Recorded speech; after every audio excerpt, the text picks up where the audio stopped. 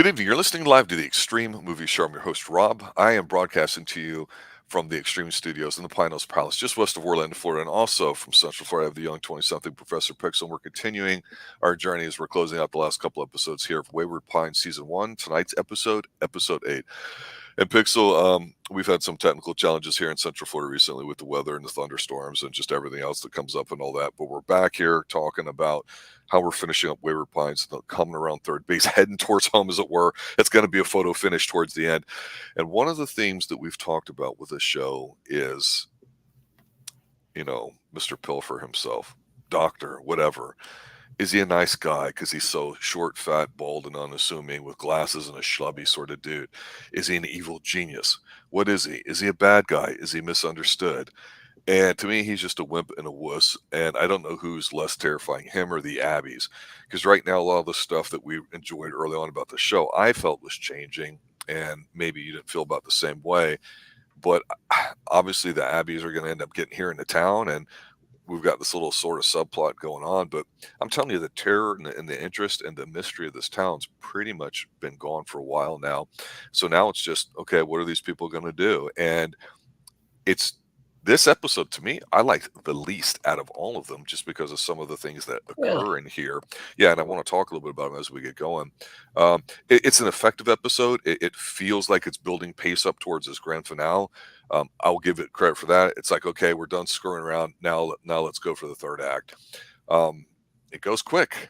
But there's a lot of scenes in here I could definitely do without, mainly because of Pilcher himself. And it'll be interesting to talk about that, as well as Pam, which I think I called correctly. However, before I start patting myself on the old back, I want to hear your initial take.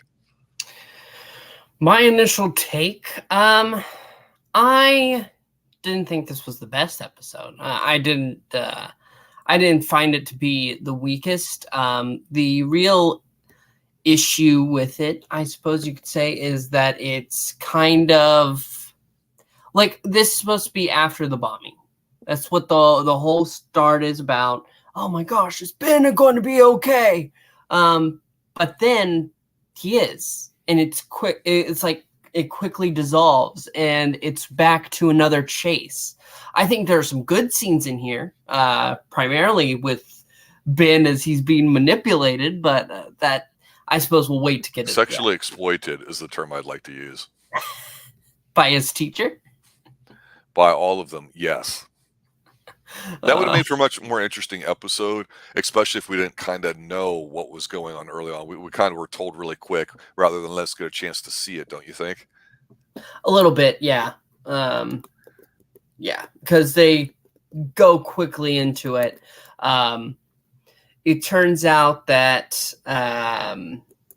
what's his name? Pilcher, David Pilcher, that's his real name. Dr. Jenkins. He is currently he figured out that one of the back staff that run Wayward Pines are directly involved. They have to be helping them. Otherwise, we should have been able to figure it out, because all of this is out in the open now. They know who to look for, what they've done, who to grab, and who to keep. And honestly, David Pilcher would like to say who to kill, but he won't. He won't be killing any of the residents anymore or arranging their deaths, because he has the sheriff in town, and the sheriff doesn't like that. But do you believe him? Do I believe? Because he's an idealist. I mean, he's got this idea, but he can't execute. No pun intended. Yeah, no. I understand what you mean. But I feel at the same time that I don't think he's completely lying, I think when he's saying, okay, well, I have to cover my ass, I can't kill them because of getting the sheriff involved, that he's not going to, even though he does something we'll get into soon. Yeah, we find out pretty quick, here in this first act of this episode about, how they're going to deal with this fallout of this failed bombing attempt, and it was a question of, do we hang somebody? No. Should we use it as an opportunity to kind of readjust our course that we're going on as far as how we're going to treat the town? And it's an interesting dynamic because you've seen a few scenes early on, and it lays to see it for what happens in this episode of Nurse Pam, of course, is a recovering drug addict in her previous life that he rescued her from, and her sister, I believe. And you see him questioning what he's doing, and you realize that he relies on her basically for a lot of the heavy decision making when it comes to that, because he obviously does not know people. And you would think a guy that has run gazillion corporations with making lots of financial success, that even with the technology that of how to freeze people for so long and bring them back, that somehow he would have an understanding of how logistics work at the macro level. And here he seems very ineffective and not even wimpy. He just seems just powerless to understand that, yes, there's a small town, people are afraid, people are going to do things. He just has 0% iota recognition of typical human nature. And that's despite the fact that he handpicked, and what could have been even a creeper element to it, all the majority of the people here in town, and for reasons why, that he thought would work. And of course, they water it down, making it seem like, oh, well, he picked this person because he might have been a good engineer. This person might have been good. So he's thinking skill sets rather than personalities or anything else, it seems like. Who would work well together. Yeah. And you can't just check the boxes on a piece of paper and say, well, I've got one of each of these, and let me scale this up if I were to do this in Wayward Pines 2, the sequel, in another town, say here in Central Florida or somewhere else, right? It just doesn't work that way. And that's where the show's failed it, in that sense that it's only addressing this guy's big vision, where, to me, dealing with the people that it's shifted away from, the family, was really the strongest suit of it when those things are going on. Because you get here Pam, who we see as this evil bitch, who gets the black eye, and she's drugging people and she's threatening to murder it. You believe it, but yet she's cold and calculating. So she may not be smart, but she's effective, and she's everything that he isn't. And then you see her basically kind of having to go through the interviews because he tasks her with figuring out who the mole is. And we get a nice little montage of her interviewing people and asking questions and just reading people. And, to your point, they discovered somebody who may have kind of let things slip accidentally and unintentionally or whatever.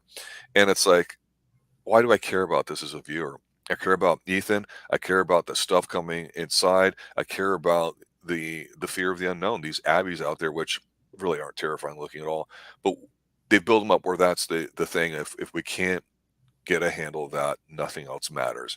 And yet we're getting all this superfluous talk about what Wayward Pines should be, and this and that, and how we can change. I don't give a flying fuck. Deal with the immediate here now, because if you don't have that, the big picture doesn't matter. And even so much when he talks with Kate and explains the reality of what's really going on, she kind of almost does believe and realizes that, okay, maybe me being the head and the brains and beauty behind this terrorist organization locally here in town about getting out, maybe he's not wrong after all. But it's kind of too late for really any of that. And her cognitive dissonance with him when they first met, and everything else going on, and having a new husband / boyfriend, whatever, even though she was a fling, we almost forget that, because they give several scenes of her basically being psychologically tortured by Pilcher, who's just sitting there writing notes and some flashbacks, with her cropped hair in the funny farm room. And I'm like, these pieces aren't bad individually, but they're not put together right, where it's just too jarring to make you change your mind about what you've experienced with some of the people, I think. And that's one of the frustrating things about this episode, because the majority of this episode does kind of deal with that. I'll pause here a little bit because I've been rambling here for a bit, but I mean, some of the other stuff that goes on in this episode, I mean, where is it taking you? So I love the interview process. I think it's very cool. I think how you're looking at you're looking at their relationship is pretty spot on. Pilcher has never been good with people, and actually, when you look at most billionaires today, you can kind of see that. They're in their own bubble. Huh? They're in their own bubble, their own world. Their own bubble. That's right. So that's why Wayward Pines is actually about the evils of capitalism leading to billionaires being able to do whatever they want. I'm kidding. No, Swear I to know you're God. kidding, but just here's a thought. I'll say it and we'll table it. What if this whole show was a bunch of billionaires in Wayward Pines? That'd have been fucking cool. Oh yeah, billionaires having to dissolve. In other words, this is the elite society, and they have their secret town bunker that they get away from all the normies from. Now what happens, because they're all used to being the man or the woman in their field. You know what I'm saying? Whether it's daddy's money or they made it or not, that could have been interesting. Not sure if a lot of people have liked watching a bunch of billionaires, but I still think it would have been very interesting. But yeah, you're right about a billionaire. Normal people, this just doesn't work. Yeah, no, it's I was obviously kidding with that, but no, that would have been a different angle to go on. But I think I'm surprised you haven't tried to make a point of pointing out how obviously weak and pathetic David Pilcher really is. It's I'm going to. I'm just not there yet. That he's brilliant and all that. But his obsession with creating the next generation is actually just his repressed sexual feelings coming out. But that's a different matter. No, it is, and I will say this. Okay. I'm going to defend this because I think what you're saying, you're kind of saying half joking. I think it's the actual crux of the matter. For a man, his legacy is driving his DNA into the future. It's spreading his seed, so to speak. And we can argue about whether it's right, wrong, the roles of men, women, and culture, and all that stuff. But the reality of it is this is his baby. He wants it to succeed. There's no real mention of his personal life or a woman in it or a man or anything at all. So I kind of get it. And there's an argument to be made for that he's doing the best he can with what he has. So he's emotionally invested into it. And if that's using up all the sexual energy, that's fine. And there's a theory out there about all the people that get really productive, especially billionaires and millionaires and all the old money, or people that once they sexually calm down and have their priorities set at home, they were able to focus and be successful because they didn't have all these distractions. And with Pilcher, I'm looking at it going, that's absolutely the case, because why wouldn't you create a town of, like, say, 100 beautiful women, and then the whole show is basically them fighting over which one gets to have your baby, right? I know it sounds kind of silly, but to your point, it is all about it, because where I was going to go with it, talking about Ben, is that obviously the teachers, programming him, whether she knows it or not, just has natural affinity for that. Psychological driving, as I think would be the term. We see him not really interested in a woman, but we don't think he's gay. We just think he's confused and he's been in an injury, and this cute girl that's doing all the work that normally a guy would do. And so this whole idea of the young people in this town having to be breeding really quickly to make babies, it's there, and it was kind of neat. But if they had just drawn that out a bit more without shoving it all in his face in half an episode, that could have been an element of surprise. And in other words, once we got past all the surprise things, we got to just cheapy actions crap, rather than, well, let's emphasize the angle of the fact that we're really trying to get the kids to go out and party and have sex and do all those kinds of things. That would have been more realistic for us to watch, because they're bored or not doing it, and the adults definitely aren't, which is not right. But I think they could have went somewhere with that to keep a certain mystery element to the show going, or at least where you would fallen that out a little bit later. So yeah, I actually do agree with you. Pilcher's sexual ineffectiveness is what drives him forward. This is his literal baby that he's having, because he can't have one with a real woman on his own. Okay. Yeah, no. I mean, I can see that angle, definitely. But it's your idea, and I'm agreeing with you, sir. Thank you. This is a rare moment. The people should mark this down in the history books. Well, you can't go wrong with human nature, right? You just got to know what it is, and that's well said. What drives them? I don't have a wife. I might as well have my own baby. I'll call it Twin Peaks.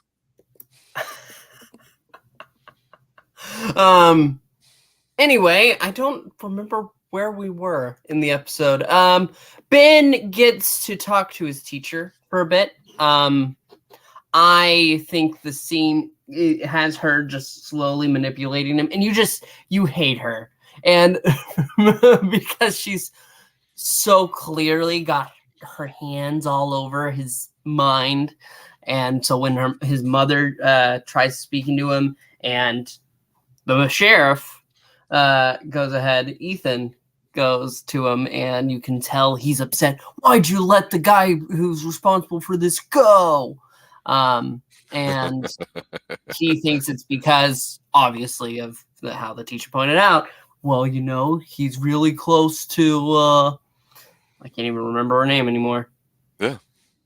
Yeah, because she's just a psycho bitch. Sorry, not sorry. But yeah, no, Ethan has to explain. Listen, and he's actually very. He's not upset like the mother is. He sits down and says, "Listen, I handled this how we would have handled it for anybody. It has nothing to do with the woman that I used to screw. It's just a tactic." And he says the tactic didn't work well, and no, it didn't. But then problems arise because a truck gets stolen. Yeah. Yep, Ted's dead, truck stolen, and trouble is coming. No, the secret spy stuff of them meeting even, kind of doesn't work for me, even though I kind of like it. I like it's a small town. But what I don't like about it is because they know they're all being monitored. It's not a secret. And yet, we've seen these guys captured on video. They have real-time surveillance on the majority of the town. Not as intrusive as what currently exists, of course, in the world or in the States or wherever you're at. But back then, still enough where they would have been smarter about it. So I'm going, how fucking stupid are these jabroni dudes? They're just, it's like vaporware. I mean, they're just sort of there. And Kate, I give her credit, the way they presented the affair that she had is understandable. Doesn't make you automatically hate her or like her, but you understand it, and yet you feel for the wife and what everybody's going through. So that's the best part of the show, actually, relationship wise. And when we see her like in a straight jacket freaking out after she's been resurrected or whatever you want to call it, was good. And you hate to see such a hot, beautiful, intelligent, smart, sexy, beautiful woman breaking down in tears. But I say, hey, kudos to the actress there, because at first it just seems like she was just a side piece or whatever. But the role of her leading this terrorist organization, what I did not like about it is, okay, when we got the Abby reveal, how did they convince Ethan of it, right? They took him up in the copter, they showed him the shit, they explained what was going on. Boom, you kind of killed it. Okay, who killed Laura Palmer? Well, once you find that out, it kind of goes downhill, doesn't it, right? For you Twin Peaks fans out there. So this is kind of similar here, is that he had all this time and ability to do it, and he didn't bother doing it. And you know how smart and strong she is, and how she's a leader naturally herself, and has these men at her bidding, not in a sexual sort of way, but just she's the ringleader. These guys just are executing her vision. It's like you could have solved all this bomb shit and everything else, and got her, won you over to your side early if you just did it. So there's some kind of stupid stuff that's going on here, and again, to me, that kind of brings this episode down, because we get a bunch of whining and pontificating by Pilcher, and I'm like, okay, you're just a pudwhacker. You've got no whatever with me. I just, the only thing that pops me about Pilcher is he's kept a lot of the old world artifacts in this gigantic, huge, looks like a French office or something like that. Reminds me of Moonraker, actually, when he's going to go see the dude, and he's got the chick sitting in there, and he's playing the piano, some Liszt or something, and does the whole James Bond thing with cucumber sandwich. It's fantastic.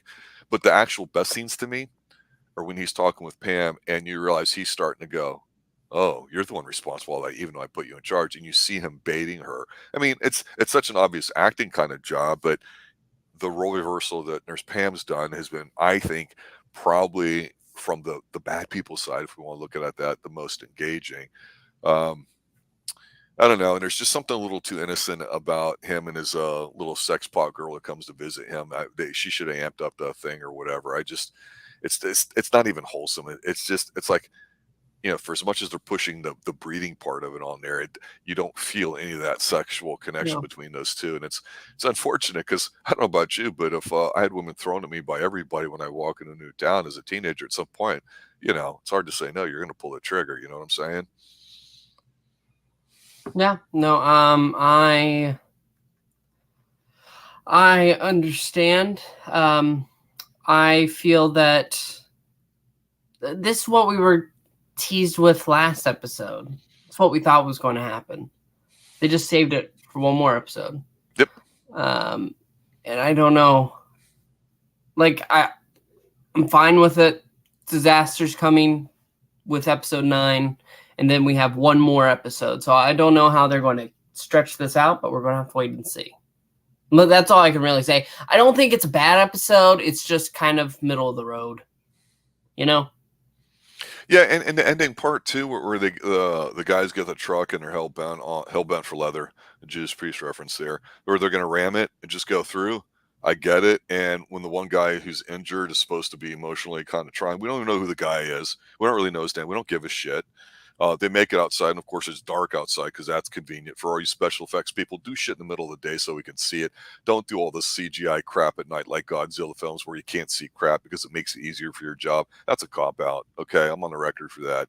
But he's sitting there and he's holding his co-conspirator in his arms, and they're crying like, "Hey, we made it!" Ha, ha, ha, while he's dying in his arms. And what do we see? Ha ha ha ha! The Abbeys doing their little play with their prey bullshit thing out there and behind them, and that kind of ends it. I'm like, yeah, there's just this is the wimpiest balloon bursting. Really, it's like a wet fart. You know, you got a big one coming and then nothing, and it's like, I really appreciate the fact that they're saying, hey, we're going to end this strong. Well, right now it seems like it's coming off, you're punching and you're only going 20 miles an hour. I'm just not feeling it. Whatever tension they had or intrigue, sense of horror, which I don't know that we really had. For me, right now, it's just not existent. They better get into something in episode 9, or it's just going to be like, yeah, whatever for these last two. So, unfortunately, I'm feeling that that's what's going to happen because I have no reason to think otherwise. What's your final take? My final take is, I think they could still pull off a decent ending. Honestly, I am slowly more and more of the opinion that, yeah, no, that now that the mystery is gone, it should be an exciting new chapter, but it's not. It's kind of like we're just coasting until the end. But it's not as bad as Half of the Prisoner, so it has that going for it. I want to defend The Prisoner vigorously, and I'm unable to do so, sir. Half of it, anyway. Half of it, exactly. Yeah. All right, there you go, ladies and gentlemen. Wayward Pines Season 1, Episode 8, a recap there. We'll see what happens in these final two, if they can really nail these last two, because we do know it comes back for a second season. And as we mentioned earlier in the first few episodes, how Season 1 kind of captures the spirit of the first and second book. And there are a lot of ideas being tossed around by Blake Crouch and the TV group, because the third book, I think, was being written at the time of the first shooting. So we'll see how it goes. Obviously, Jason Patrick's in Season 2, so it's going to be different, or will it be the same? Will they learned their lessons? I don't know, but whatever happens over the next two, we'll be sure to cover it for you here on the Xtreme Move Show. For Professor Pixel, I'm your host, Rob. Thanks for watching. Thanks for listening. And remember, have a good night. And as always, stay extreme. Also, what kind of production is Wayward Pines, Mr. Pixel? An M. Night Shyamalan production, not a Dan Curtis production. And not a Quinn Martin production. Good night now.